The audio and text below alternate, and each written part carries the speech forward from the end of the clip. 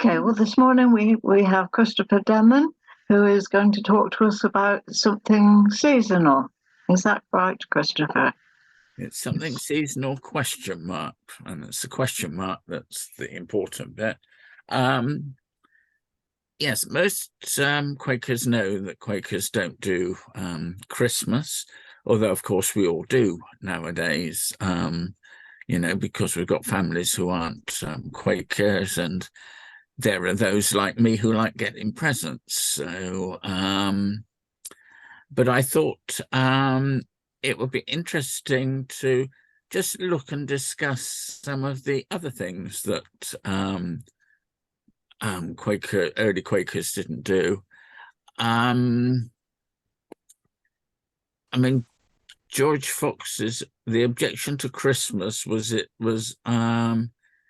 they had an objection to Jewish feasts and pagan festivals, and felt that Christmas fell firmly in that category. George Fox also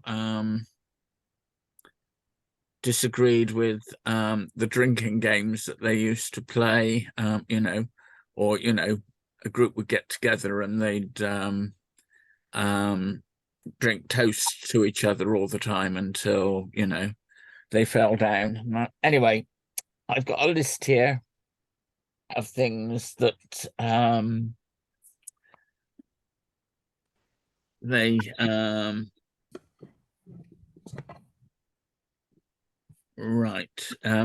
things that are inconsistent with the Christian religion. And well, hang on a minute. Got a couple of late comers, so right. Okay. I'll start again. Most people know that Quakers didn't do Christmas. George Fox classed it as in amongst Jewish feasts and pagan festivals. So I thought also we'd look at some of the other things that early Quakers didn't do and see how we feel about them nowadays. And yeah, I've got them under 6 headings, which I thought I'd just read them out one after the other, and then when I've done that, we can have a general discussion about them.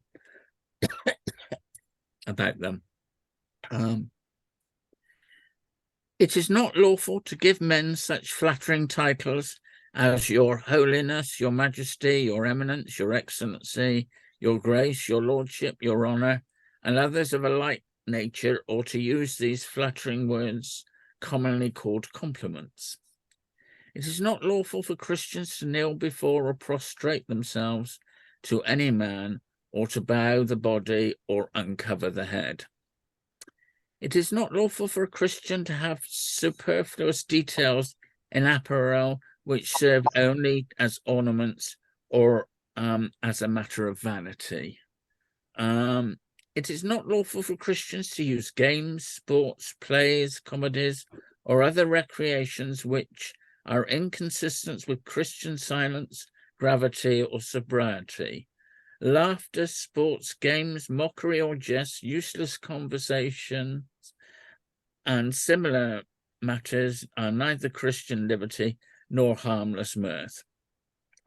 Under the gospel, it's not legal for Christians to swear in any fashion, either profanely or as in common speech, which was also forbidden by Mosaic law, or when appearing in judgment before a court. It is not lawful for Christians to resist evil, make war, or fight under any circumstances. So, I suppose the first question then is, are there any Christians in the group this morning who follow all these things? He certainly was not a lot of fun, was he? I follow some.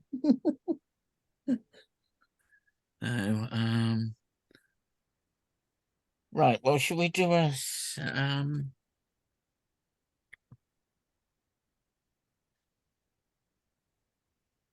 I do think that there is.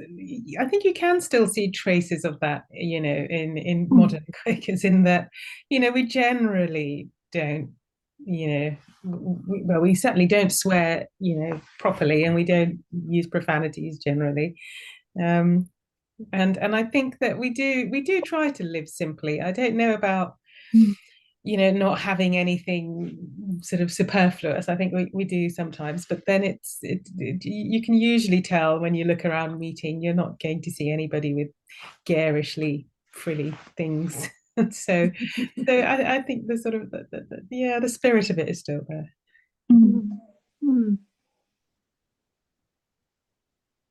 I've often wondered to what extent it applied to colour. On a Sunday morning, I felt nervous about which top I should put on because some of my tops are bright red, and I wonder if I'll upset someone if I wear this. So I put on grey or navy blue instead. But I really don't know if I'm being foolish. It's not the same as jewellery, but it is the same kind of spirit as putting on a piece of jewellery in a way. I don't know if I don't if people agree or not. I love colour. I'd love to see your red your red jumper. Right. James actually pointed out to me, and I said, I know that I often wear the women's liberation colours. Yeah. Is that allowed? Well, I don't think anybody's been turned away from the doors, but I know, and I mean, in Quaker Faith and Practice somewhere, there's when they were, kind of making rules about Quaker grey and what you could wear and what you couldn't, that Margaret Fell called it silly gospels, what is wrong with the colours of the hills, and this sort of thing. Although, there are certainly, earlier, young women burning their pretty ribbons that they'd got. And I must admit, I was struck many years ago when I was at Woodbrook, and there was a woman there, and I think she was from India, but I can't remember. But anyway, one day, typical English weather, pouring with rain, grey and miserable. And she was dressed in bright clothes all over, really lovely. And somebody commented on it, and she said, well, I like when it's a dull day like this, I like to go out and cheer things up a bit. So and I must admit, if I'd been a bit more organized this morning, I'd be in my new pink jumper and not this old grey one, but I didn't get round to swapping them over. And certainly I've gotten a habit. I need to go and get one, but I discovered some scarves that weren't woolen, but were, I think I bought one in a charity shop because it was, stripes of different colours, and I thought, this is fun. And then I tried it and it didn't itch, and they've done loads of them. So I've now got, well, I haven't got one for every day of the year, but I've certainly got some that I haven't worn with anything. I've got one or two that are dull enough to wear to a funeral, dark colours, but then,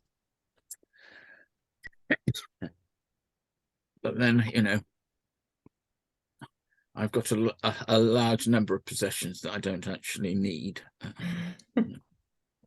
Mainly of the literary variety. But also, I mean, I must go through. I've got a couple of bags of stuff in the kitchen when I was going through and sorting stuff out, and think, well, I never use this. Do I need to keep it? And but one, I'm not very good at giving it away because it's only just after you've got rid of it that you find some time to use it, and always. but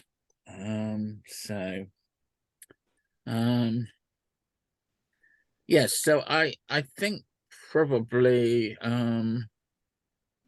I think they were wrong on colour, but I think right on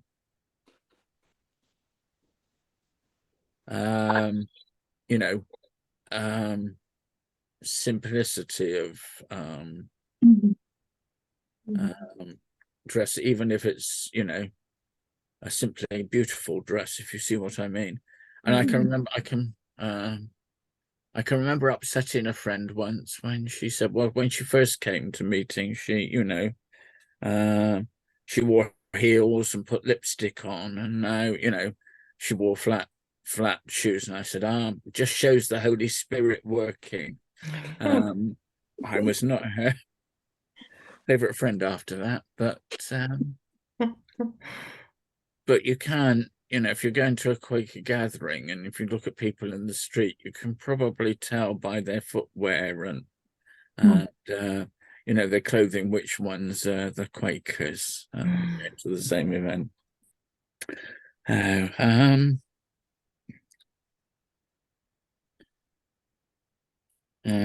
mean, anybody here ever played games, you know, card games or you know, or am I the only one?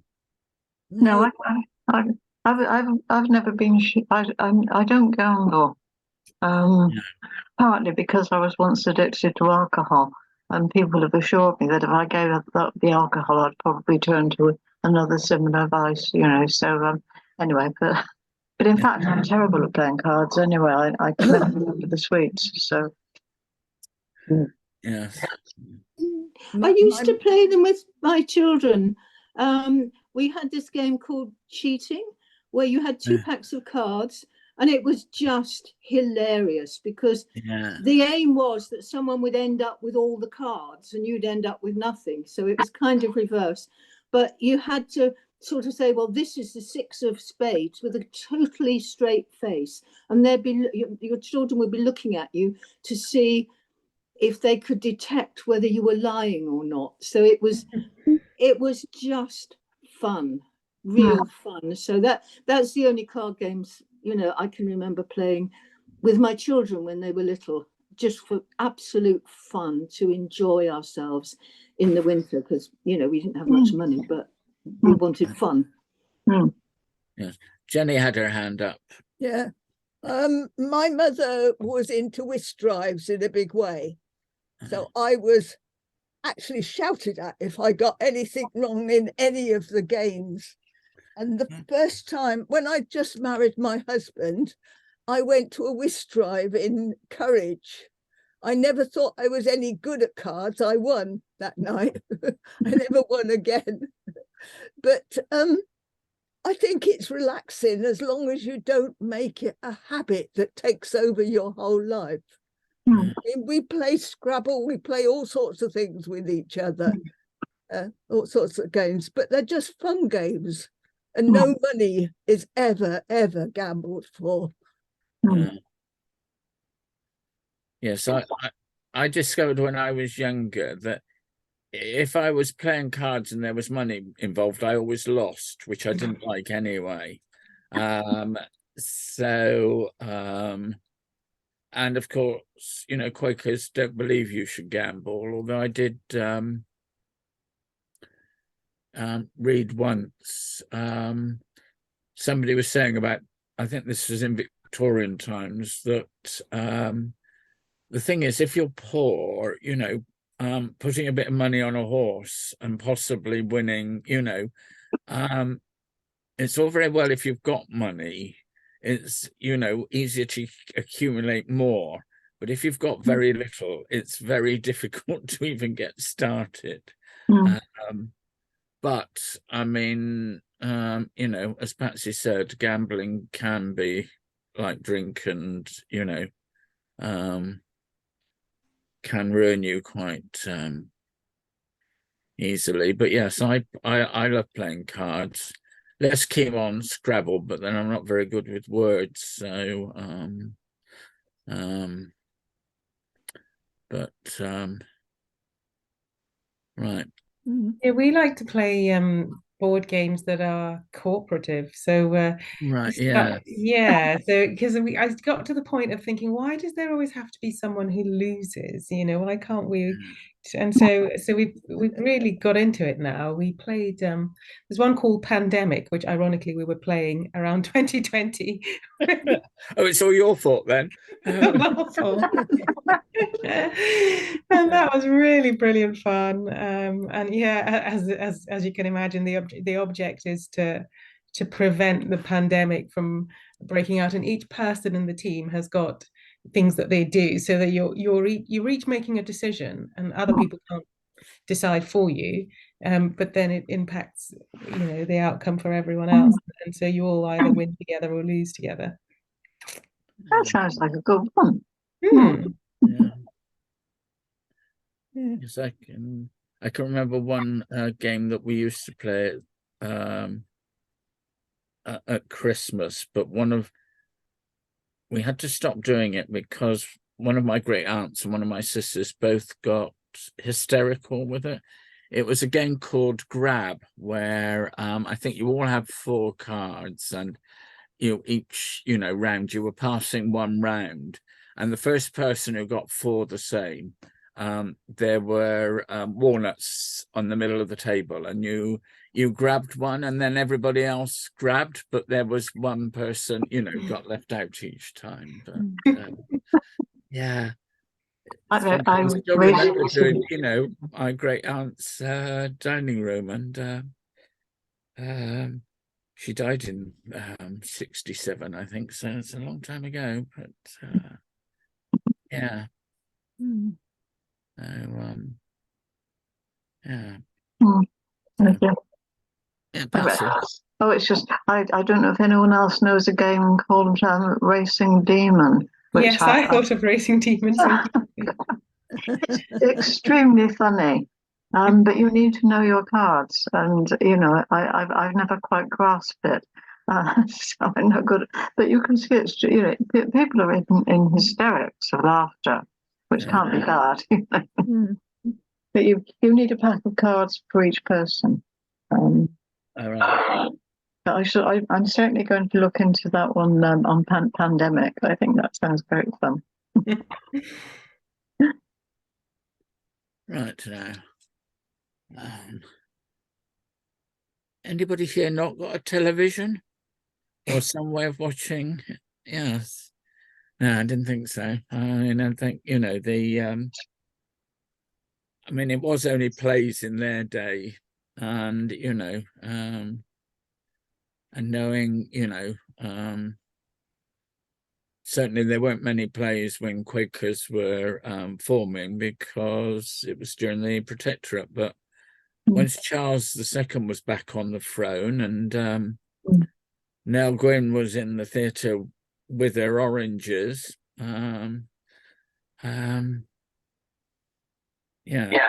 shocking reputations. But and I think, Quakers did think that this detracted from, being quiet and, being in tune with God. But I know a lot of people find music, a deeply spiritual experience. And I do think sometimes, well, I often think that we believe our brains work differently than they did. Or our experience of how our brains work is different. Because I can remember one thing on Quaker prison reform, which wasn't a good idea. Because Quakers found being quite on their own, something they enjoyed doing. They thought it would be good for prisoners, but of course, if you're not used to it or brought up to it, drive you mad.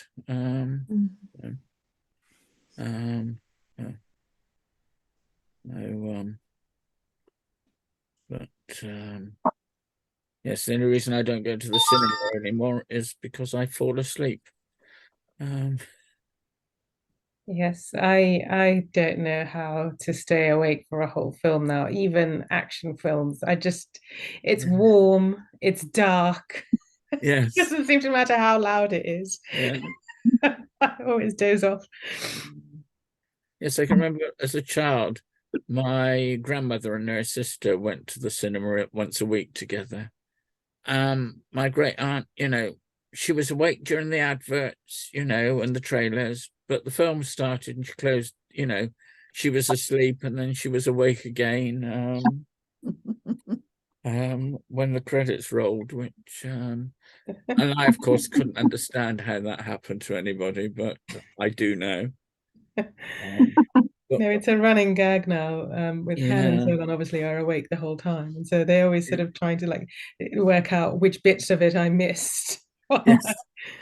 And it's often the action scenes when things are blowing up, and I'm just not interested. I just Yeah. it's off.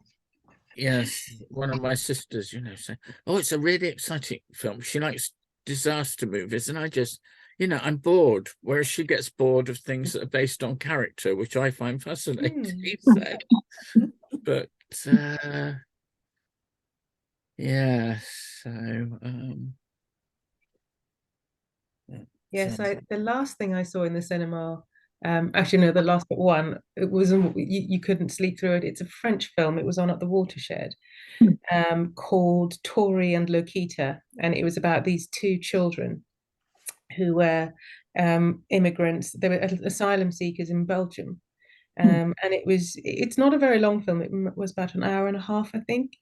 But it is exactly like you say, Christopher. It's one of those, deep character things that you're just completely caught up in that world. And yeah, I definitely was very, very moved by that one. Definitely recommend it.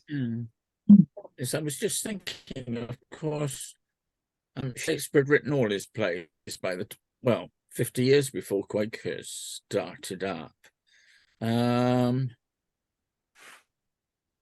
I get the impression that possibly, whereas now we're all brought up with them, and know that he's our greatest dramatist, etc., etc. That perhaps in those days, it was much more limited, the people who actually knew of them. Or had the means to go and Yeah. I mean, I still think it's sad the friend who was a violinist who actually, jumped on his instruments and then burnt them, Not that I like 18th century music, so I probably wouldn't like what he played, but I suppose that a lot of the problems would have been that small groups of players going from town to town, that would perhaps carried with it quite a bit of vice and so on in its train. And I would have thought that might have, particularly away from London. Imagine that would have been seen as a bad idea and a corrupting influence. Great shame, but yes. Jenny.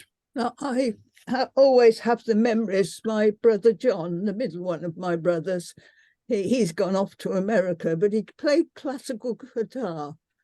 And he used to play in Bristol, by the way, with the Bristol groups. But what he used to do when he was young and we were young was go out into the woods at the bottom of our garden and play quietly to himself. And it was the most beautiful music you have ever heard, and so relaxing.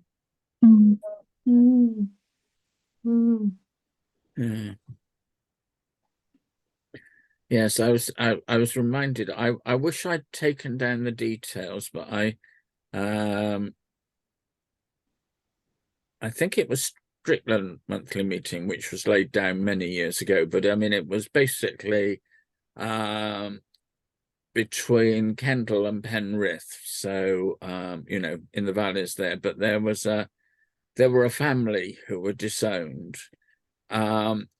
because they had a wedding, which was fine, of course, you know, but they had musicians and dancing, and they also plied the musicians with so much drink that they got drunk. So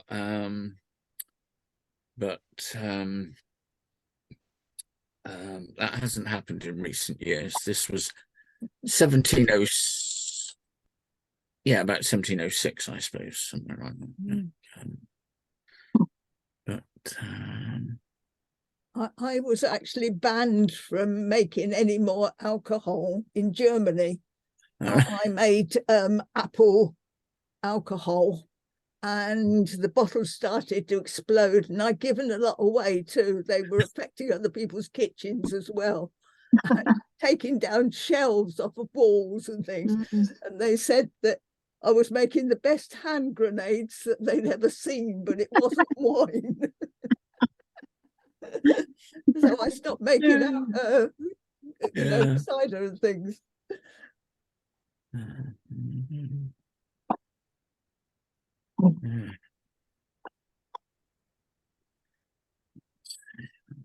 I am here going along with one Quaker principle of not being extravagant in turning on the heating, but I'm afraid in doing so I'm having to transgress another, which is putting on a brightly coloured jumper. Sorry about this.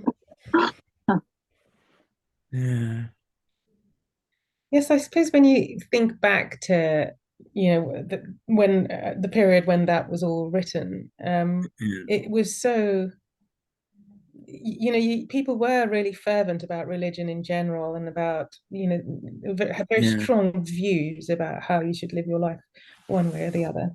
And it's such a stark contrast to nowadays, in our current society, where almost anything goes.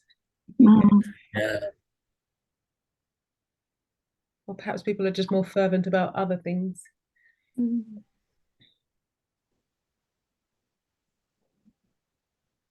Yes, I mean, sorry. There is a poem, isn't there? What is this life if full of care? We have no time to stand and stare. Yeah, true. Yeah.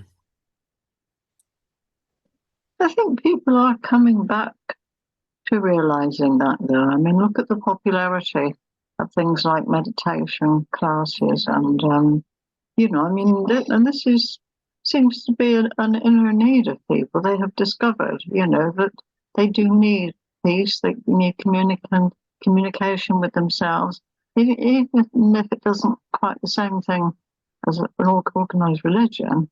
It's still something from inside trying to connect out.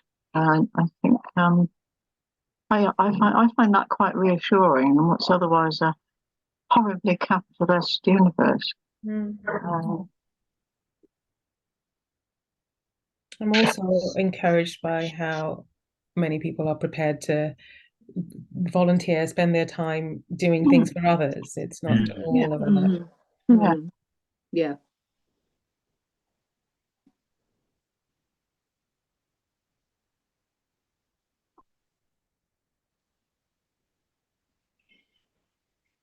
Yes. I was realizing I probably use profanities far more than I ought to. Always have done. I've the kind of oh well, room for improvement yet again.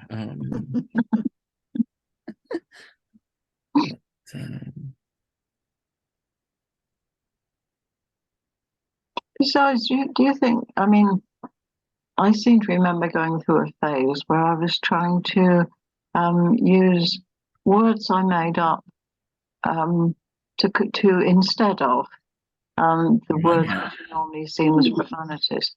But then I thought, well, yes, but I'm still using that word in exactly the same spirit. So does it actually matter what the word is if I'm still cursing effectively in my mind? I don't know. It's just a thought. But then, how not to curse sometimes? Well, sometimes that you can't really express the level of annoyance or humor without, you just can't get it across without a swear word. Yeah. Yes. Yeah. I find it's particularly the case in the kitchen. I'm not a good cook, and I have accidents in the kitchen very easily. And oh dear doesn't quite cover it, does it? It really doesn't. No. Yes. My father had a small workshop attached to his shop, and a couple of watchmakers in there, and one of them particularly used the word Vladivostok if anything went wrong.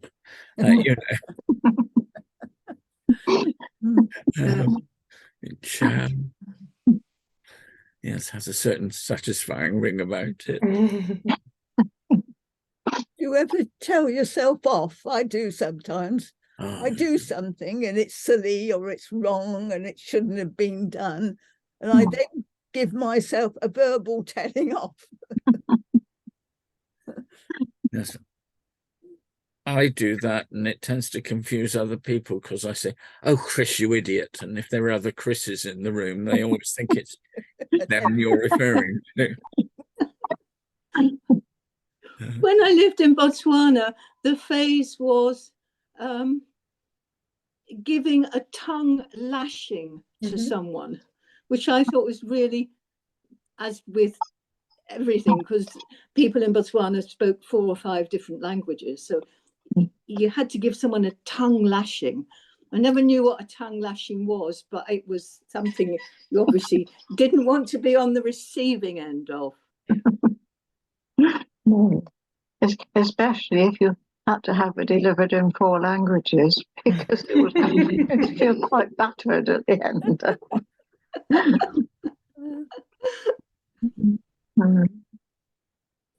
Yeah, I have words like Dummkopf, which is German. And I was told that for Germans, it was really seriously. And I thought, well, it wouldn't be in English if it was translated. I'm trying to remember. My German is very fragmented and old, but does that mean stupid head? Yes. Oh, look at that. There you are. You remembered it. I can swear in Arabic too, so watch it. Oh. It's funny how you pick up the good and the useful language, but you also pick up the bits that you don't really need to know. Yes.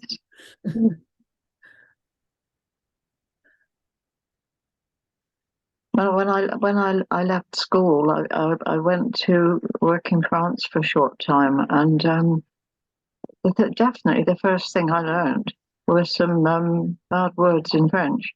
I came back far more proficient with those, still am, than with the French, unfortunately. And somehow they're the words that stick in your mind years later. It's so strange. They seem quite stuck. Yeah. Well, I suppose... that's made me remember, because I was a head teacher in Hackney, and I had lots of children were speaking lots of different languages, and they would come to reception classes new to English, and I can remember, the children would they would pretend to read, and there was this little book called King Rollo, who was like a naughty little boy.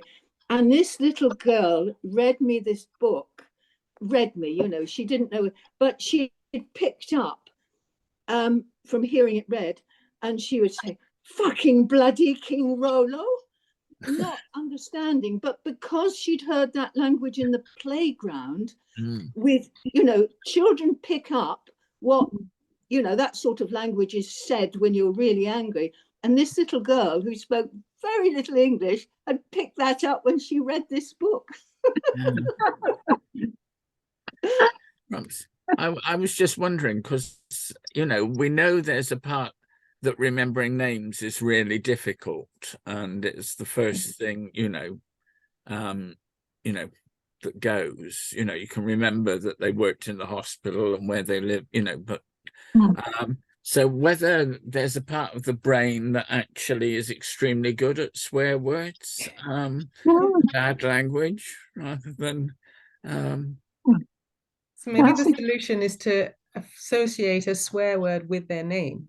Then you're more likely to remember it. Yes. Yeah. Dear. It's an interesting thought, though. You know, you could start to delve quite deep there into the basic sinfulness of human nature.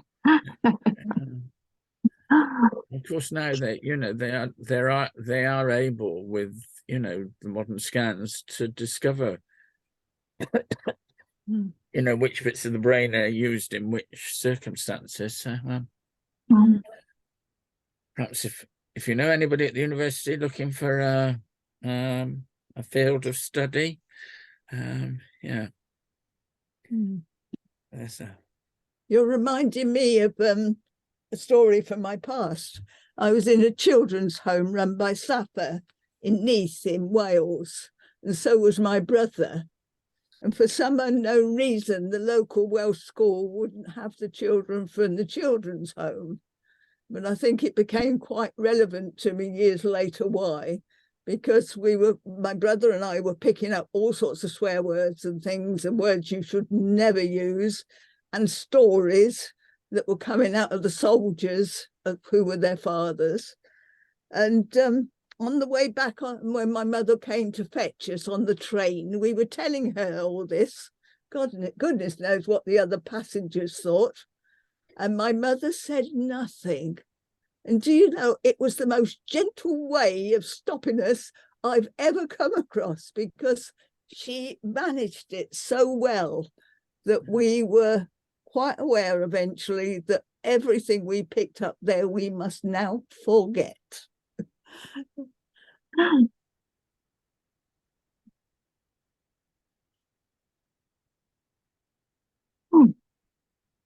But by the way, I never give to Safa, never did. And that's because we were locked in our rooms at night in the dormitory. I was expected to look after a baby, and I must have been about 5. If it wetted its bed or anything in the night. And the boys next door were also in the next room, were locked in. And because we couldn't get to a toilet, they went out of the window. There you are. So anytime Safa, as the soldier's wife, ever came near me for money, I flatly refused. But it was a different world, wasn't it? We came from a different world. Yeah. Yeah.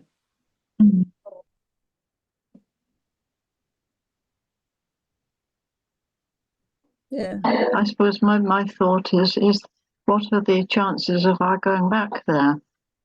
You know, do you think? I mean, so much that was good happened following the Second World War, which certainly, you know, gave me a very good growing up and a very good adult life. But I see it going backwards, and you know, socially, I see opportunities going backwards. I wonder what extent this is having on children growing up and who don't have the full benefit of a happy, caring family. Yeah. We seem to worship money now, don't we? And people are respected if they have money, but not if they do nice things or live a good, clean life. There's an imbalance in the whole of I find it sad. And I keep wondering if there's anything some of us can do to try to turn the whole thing back to thinking about caring for each other. I don't know, even if it's just talking to someone that's lonely, to doing things that are right not doing things that are wrong. Yeah. Perhaps we need some lessons, and we'll try a new organisation and go back into the world and do it all. Yeah. I think essentially, I agree with Jenny, do unto others as you would be done by. If we all did that and we all wanted peace and good and to look after the environment, yeah. I mean, this is an aside, but I do transcendental meditation, and the other day we did, it's called a meditation for world peace. There were 20 of us meditating using a mantra, but hopefully all over the United Kingdom there were other TM groups doing the same thing. And the theory is that if we all did that at the same time, the world would be peaceful, because meditation, I find meditation really, really helps me. I meditate every morning. It's sometimes more difficult to get the evening one, but it is a tool for me, a healing tool for me. And that's what I said. And I've had it since the 80s when I was very ill indeed, 7 weeks in hospital, So yeah, meditation, I think, is a powerful tool. And it's like Quakerism, really, because you're doing it in silence. There's an essential similarity, I would argue, between Quaker silence in meeting and the process an individual undertakes with when they meditate in silence. So there's parallels between the two.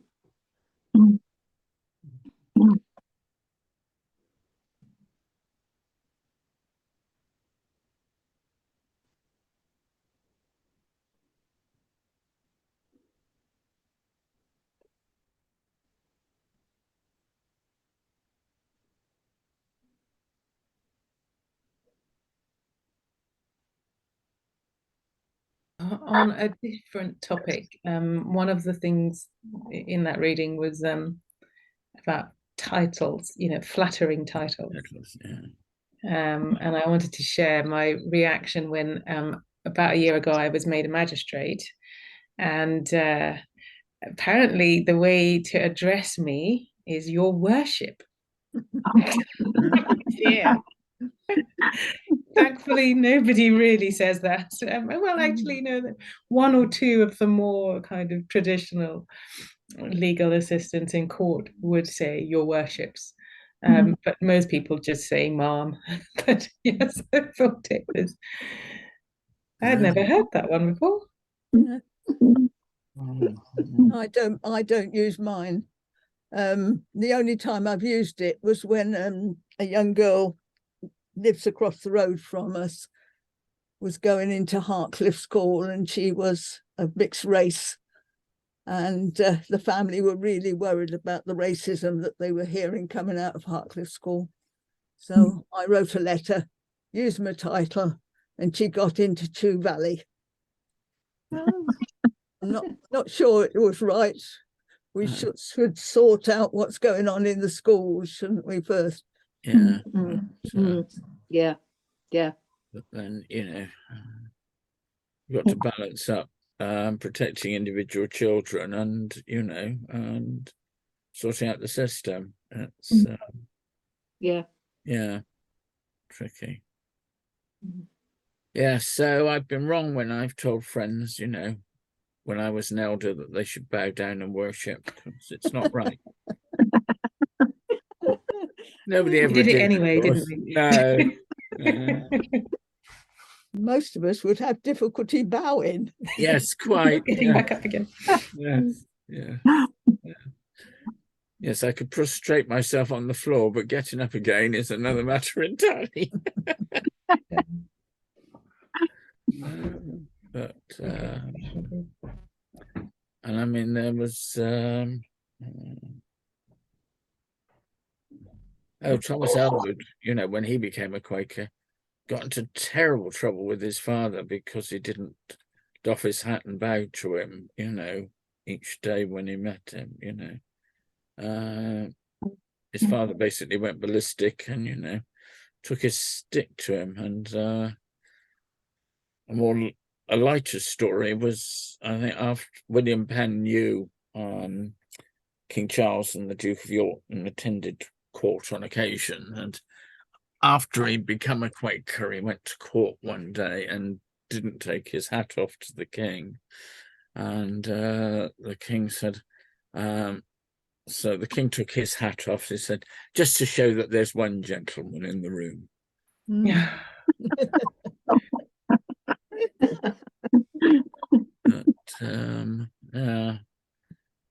We had a visit at the council house by Princess Anne, and right, we yeah. were all round the edges of the room with stalls and things.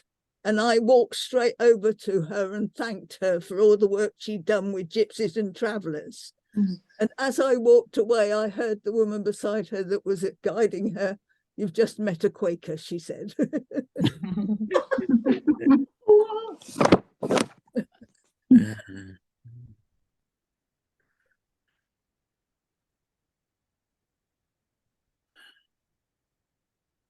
Yes, I can remember. Yeah, I can remember when I was working with the council and actually over coffee one day, you know, came out as a Quaker, and when I was walking back, somebody else, you know, kind of came up to me and whispered to me and said, "Oh, I can understand that." He said, "I believe in flying saucers." We did manage to keep a straight face, but it was difficult. That's because I don't, yes, I'm not sure that I believe in flying saucers, although, of course, it is one reason why the buses are so difficult, because they get abducted by aliens.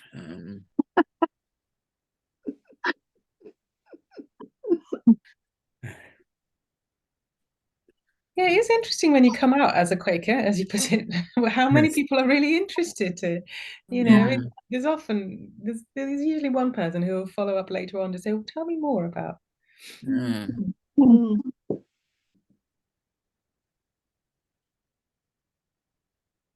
Yes, I've realized, you know, now that I go to the midweek meeting for worship online rather than in person, I'm missing meeting the new people who are coming along. But you know, now that the bus to get home is, you know, not until 6:30, and you can't be sure it's going to turn up, you know, it's yeah.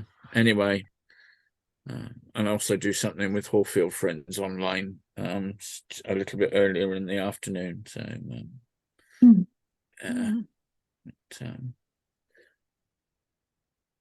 it was nice to get there on Sunday, and yeah, and we all managed to scare Lebecky or bore Lebecky away. She suddenly realized she had a family at home she needed to go to, or some shopping she needed to do. Yeah, it was lovely to have everyone, and I'd completely forgotten it was shared lunch, but there was plenty to get done. You're going to be at the meeting next on Christmas Day, Christopher. Is that right? No, I'm not. Well, I don't think I'm going to be. Chris Winterfer is opening up the meeting house. Oh, right. There are no buses at all, so I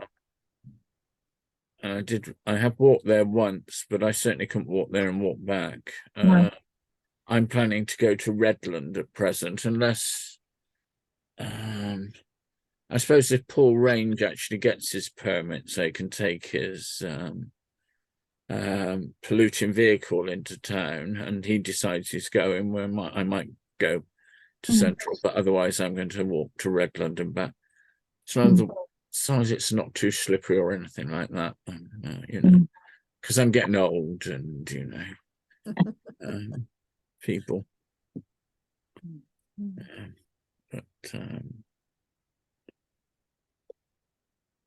yes, so In which case, I'll probably try and join Chris online if that, if I don't go out.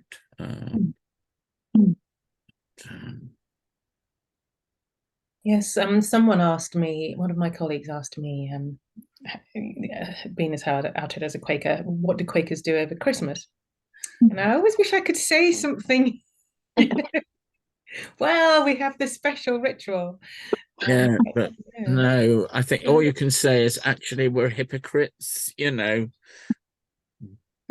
we don't, theoretically we don't believe in celebrating it, but we do, Yeah. I mean, I've got a Baptist friend who's absolutely horrified that we don't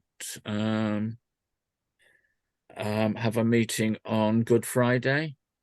She says that's one of the most important, it celebrates one of the most important events in the Christian calendar. And I mean, we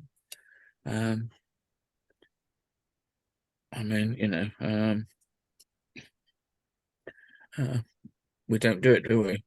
And the only day that I know that you can guarantee that we'll have ministry on a particular subject is Remembrance Sunday. I've never known in all my years, there been an occasion where somebody hasn't got up and talked about peace or their service during the war or that sort of thing. But Christmas Day can pass without mention of, the nativity, and Easter can pass without, mention of the resurrection, but Remembrance Sunday, no.